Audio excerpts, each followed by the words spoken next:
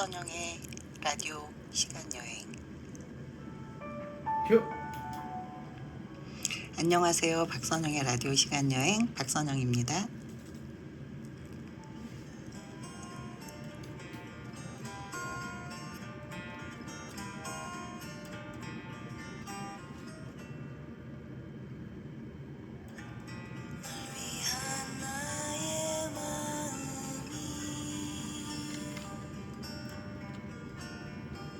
이제는 조금씩 식어가고 있어.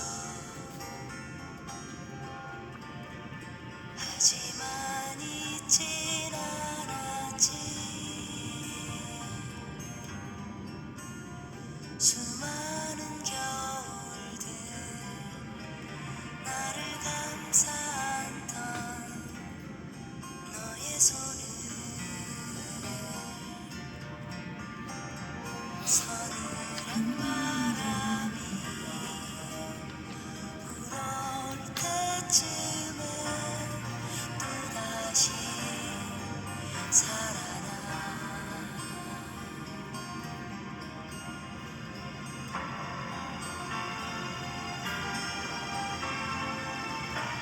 그늘진 너의 얼굴이 다시 내게 돌아올 수 없는 걸 알고 있지만 가끔씩 오늘 같은 맛있어요. 외로움이 널 부를 땐 내 마음속에 조용히 찾아와줘.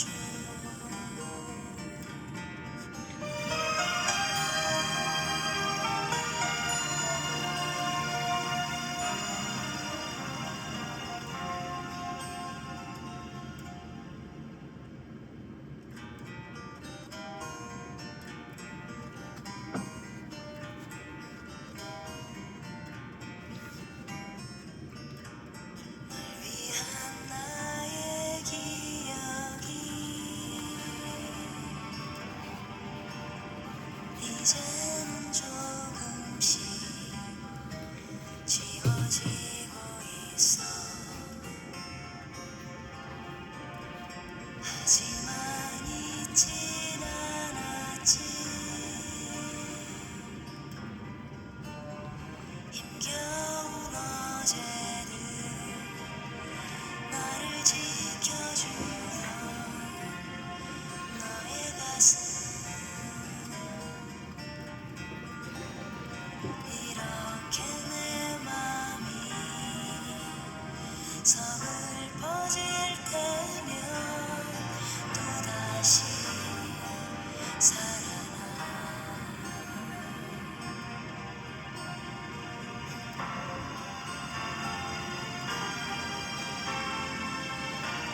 그늘진 너의 얼굴이 다시 내게 돌아올 수 없는 걸 알고 있지만 가끔씩 오늘 같은 날 외로움이 널 부를 땐 내 마음속에 조용히 찾아와줘.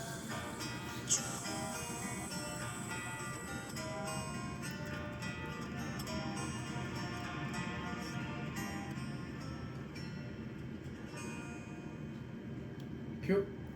장필순의 나의 외로움이 널 부를 때 들으셨습니다. 얼마 전 종묘를 다시 찾았습니다.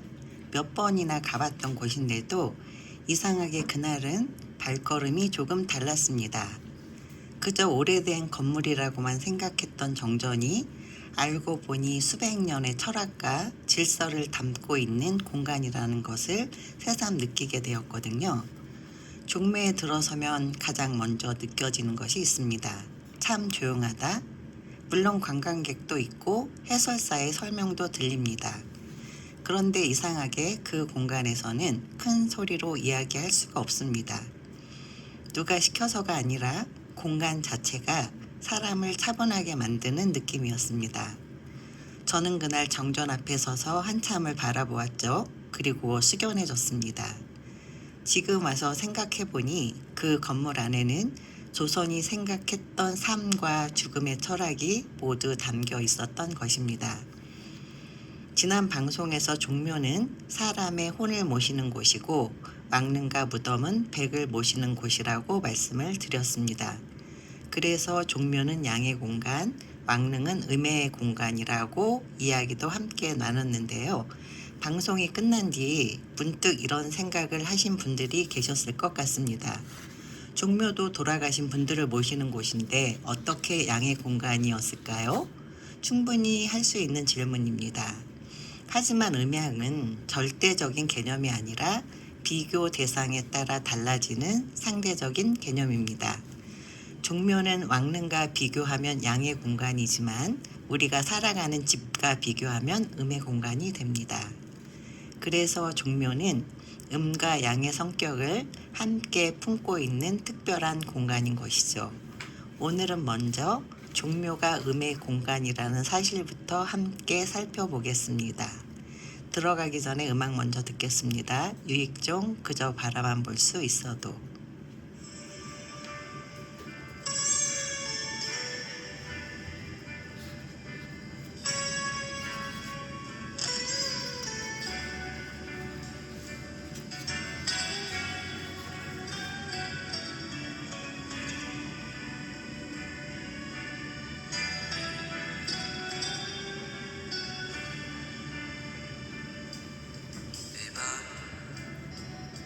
한마디만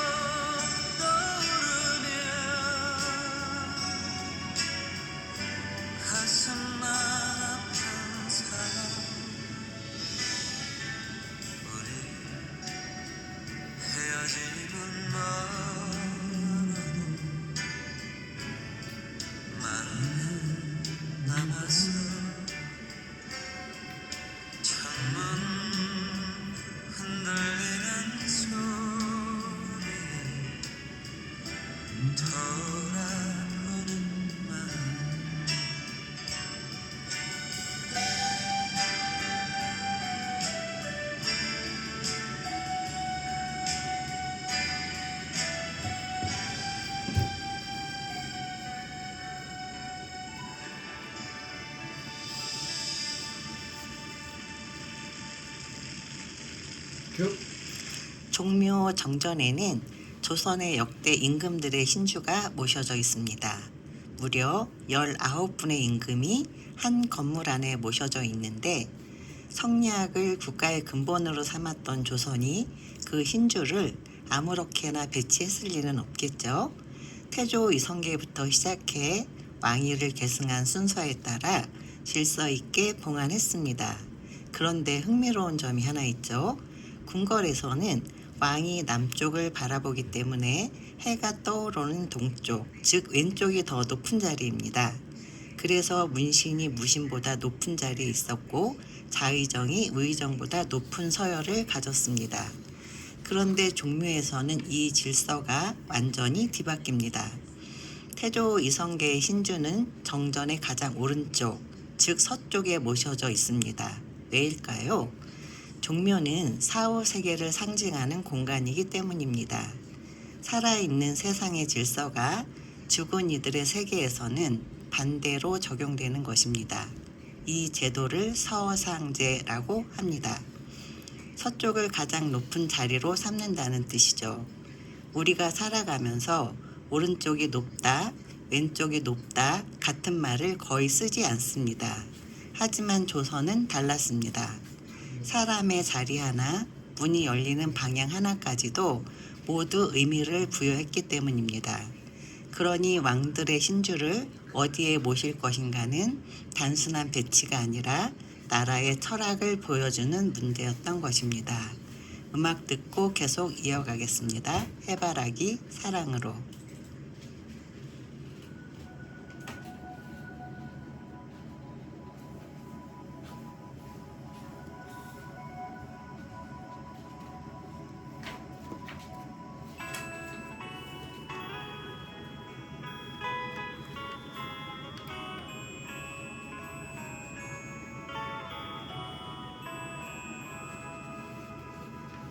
내가 살아가는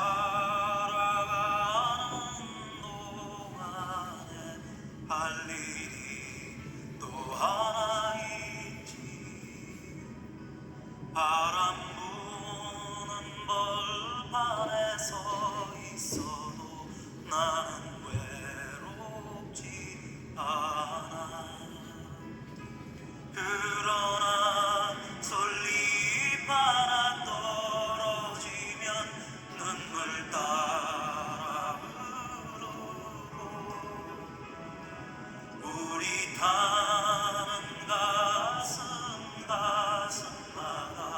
햇살은 다시 떠오르네. 영원히 변치 않을 우리들의 사랑으로 어두운 곳에 손을 내밀어 밝혀주리라.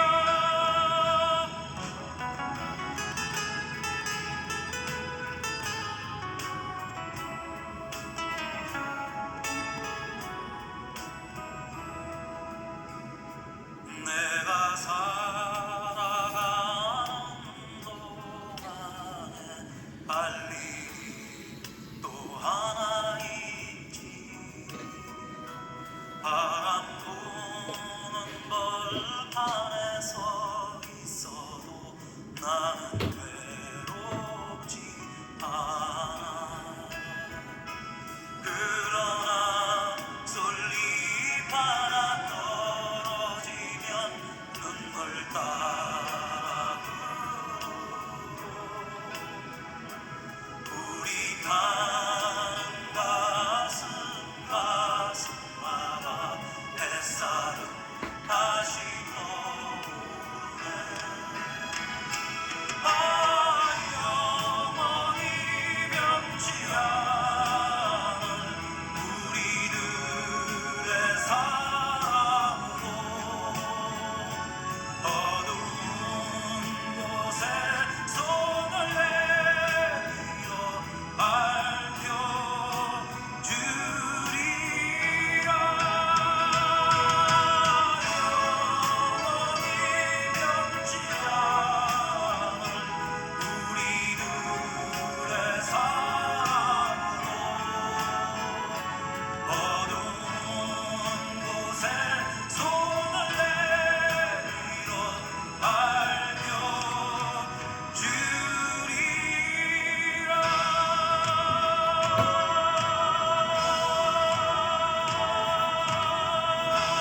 큐. 저는 홍릉 이야기를 처음 들었을 때 조금 놀랐습니다.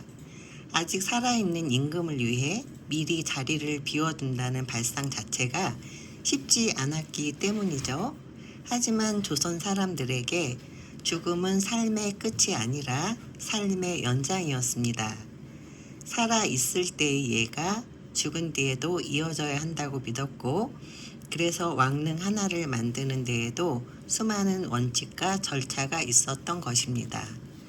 지금 우리가 왕릉을 산책하듯 둘러보는 것도 좋지만 이런 이야기를 알고 보면 같은 풍경도 전혀 다르게 보이기 시작합니다.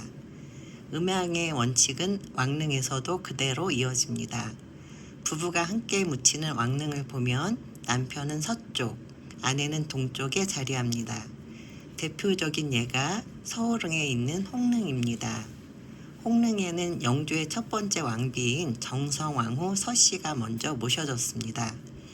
그런데 능을 만들면서 오른쪽 자리를 비워두었습니다. 훗날 영조가 그 자리에 함께 모셔질 것을 미리 생각한 것이죠. 이러한 방식을 우허제라고 합니다. 오른쪽을 비워둔다는 뜻입니다. 왕이 아직 세상을 떠나지 않았더라도 죽음 이후의 질서까지 미리 준비했던 것입니다. 조선은 삶의 질서뿐 아니라 죽음 이후의 질서까지도 예로 완성하려 했던 나라였습니다. 이문세 옛사랑 들으면서 다음 이야기 이어집니다.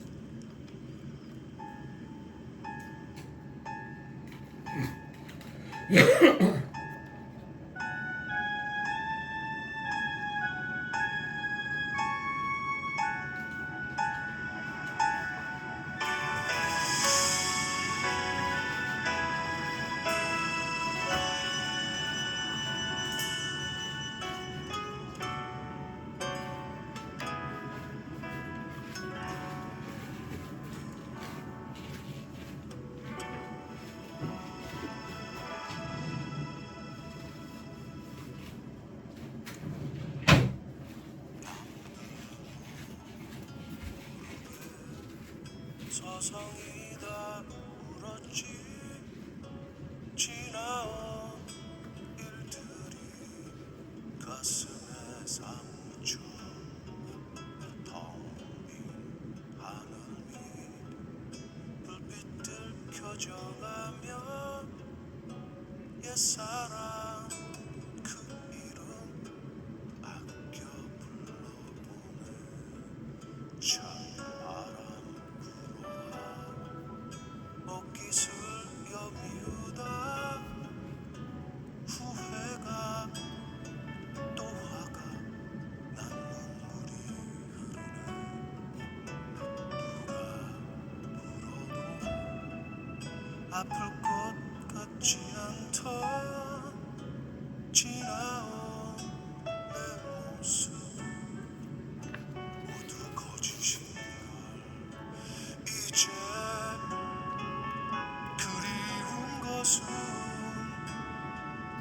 그리운 대로 내 맘에 둘 거야. 그대 생각이 나면 생각난 대로 내버려 두듯이.